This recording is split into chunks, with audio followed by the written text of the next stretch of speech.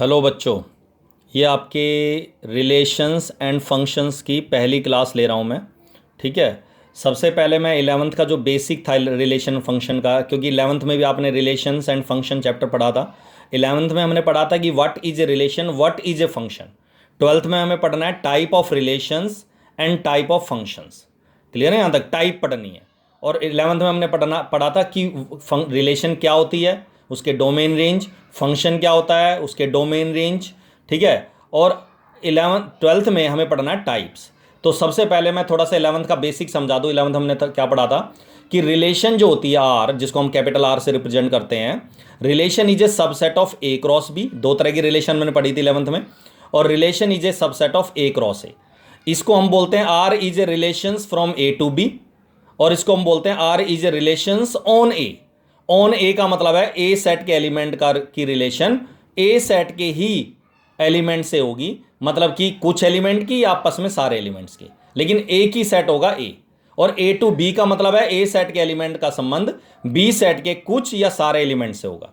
इसको हम बोलते हैं ए टू बी रिलेशन, और इसको बोलते हैं ए टू ए रिलेशन या ऑन ए रिलेशन। और 12th क्लास में जो हम टाइप ऑफ रिलेशन पढ़ेंगे वो ये वाली पढ़ेंगे, ऑन ए वाली। तो relation is a subset of A cross B.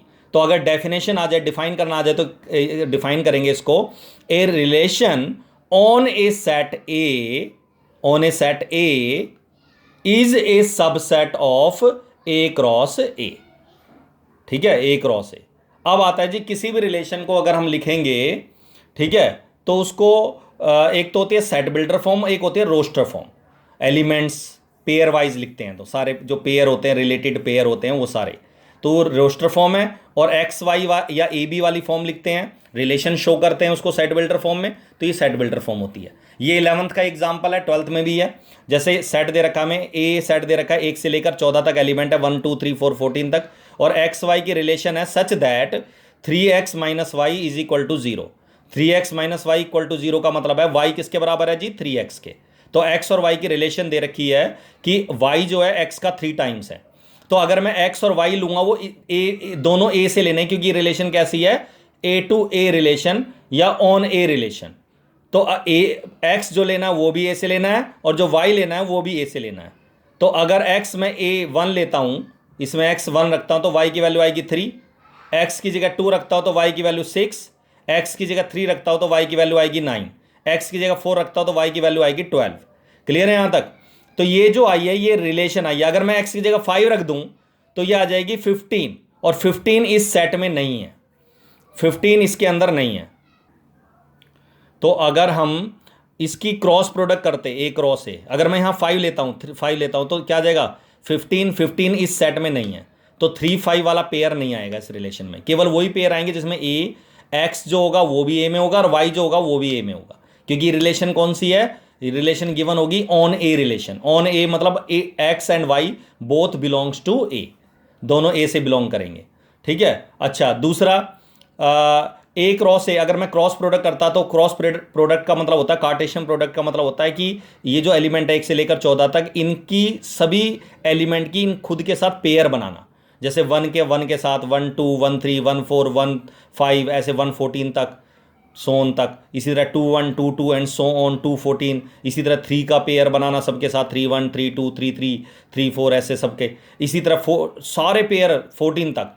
तो टोटल आ जाएंगे 14 इंटू 14, नंबर ऑफ एलिमेंट जो आएंगे इसमें वो 196 196 आएंगे। और तुमने देखा रिलेशन में केवल 4 ही है, तो इसका मतलब ये हो गया कि रिलेशन जो है एक सबसेट है किसका? इस ए क्रॉस ए का। इसको बोलते हैं Cartesian product of sets, cross product of sets, और इसको बोलते हैं रिलेशन।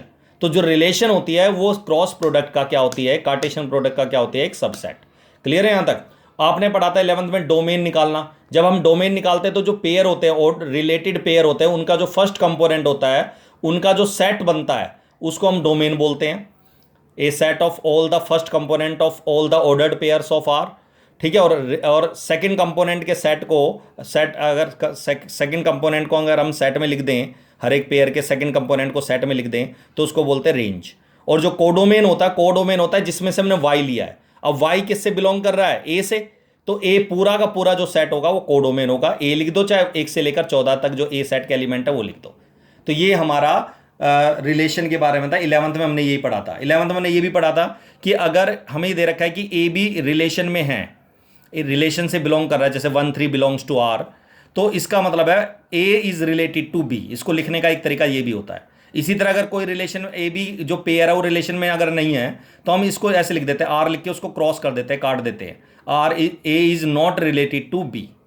इसी तरह अगर हमें बताना हो कि total number of possible relations कितनी बनेंगी ऑन ए, ठीक है, total number of possible relations on A कितनी होंगी टोटल रिलेशंस, तो उसका फॉर्मूला होता है 2 की power number of elements in A cross A, number of elements in A cross ए। तो ए क्रॉस ए में जो टोटल एलिमेंट्स हैं, क्यों, क्योंकि अगर मैं ए क्रॉस ए करता हूं तो टोटल आएंगे नंबर ऑफ एलिमेंट्स 196, लेकिन अगर मुझे रिलेशन बतानी है कि इन 196 एलिमेंट से कितनी रिलेशन बन सकती हैं अलग अलग पेयर वाली, तो उसका फॉर्मूला होगा 2 की पावर 196, 2 की पावर 196। क्लियर है यहां तक। इसके बाद आता है जी टाइप ऑफ रिलेशंस, और हम यहां जो टाइप ऑफ रिलेशंस पढ़ेंगे ऑन ए वाली पढ़ेंगे, on A, type of relations on A. अगली क्लास में भी इनको डिस्कस करूंगा मैं, सेकंड क्लास में। सबसे पहले आता है जी रिफ्लेक्सिव रिलेशन। कोई भी रिलेशन रिफ्लेक्सिव तब होती है, रिफ्लेक्सिव, तुम्हें पता है रिफ्लेक्शन, जब आप मिरर देखते हो तो आपको क्या नजर आता है, अपना रिफ्लेक्शन नजर आता है, खुद का ही रिफ्लेक्शन नजर आता है। तो उसी से आइडिया हो जाएगा, हिंट मिल जाएगा कि रिफ्लेक्सिव रिलेशन होते हैं जिसमें ए का संबंध ए से ही होता है। मतलब ए इस तरह के पेयर जरूर मिलेगा रिलेशन में जितने भी ए सेट के एलिमेंट हैं, मतलब ए सेट में जितने भी एलिमेंट हैं उन सब का सारे के सारे पेयर होने चाहिए अगर वो रिफ्लेक्सिव है तो। इसी तरह कोई भी रिलेशन सिमेट्रिक कब होगी, वो तब होगी जब ए रिलेट करेगा बी से तो बी भी रिलेट करे ए से, तो सिमेट्रिक हो जाएगी सारे। मतलब ये पेयर रिलेशन में होगा तो हमें ढूंढना है कि क्या बी ए बी रिलेशन में है, बी ए का पेयर भी रिलेशन में है या नहीं है, तो अगर है तो सिमेट्रिक रिलेशन है और सारे पेयर होने चाहिए।